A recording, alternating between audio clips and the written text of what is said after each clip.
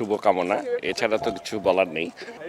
একটা জিনিস আমি মনে প্রাণ বিশ্বাস করি যে এখানে যে সমস্ত খেলোয়াড়রা গেছে, সিলেক্টেড হয়েছে, যারা যাচ্ছে, তাদের প্রত্যেকেরই সামর্থ্য আছে ভালো খেলার। টিম হিসাবে ওরা পারফর্ম করতে পারে। আমি মনে করি এই দলটা যে কোনো দলের সাথে কম্পিট করার জন্য সক্ষম।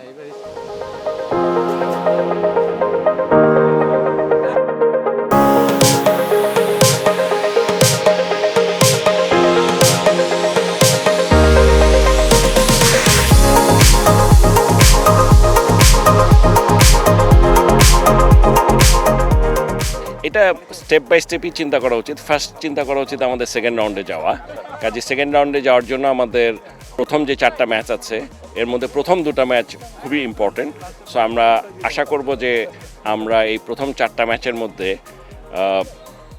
সবগুলাতে ভালো খেলে দ্বিতীয় রাউন্ডে আগে যাই। দ্বিতীয় রাউন্ডে যাওয়ার পরে ডেফিনেটলি তখন অন্যরকম চিন্তা ভাবনা।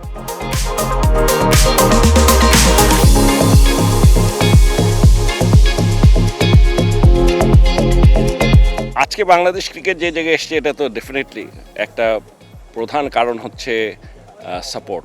এই সাপোর্টারদের একটা বিরাট রোল আছে, কারণ আমরা যখনই দেশে হোক দেশের বাইরে খেলতে যাচ্ছি আমরা দেখছি যে প্রচুর সাপোর্টার, অনেকে অনেক দূর দূরান্ত থেকে আসে খেলা দেখতে, বিশেষ করে বিশ্বকাপ যখন হয়।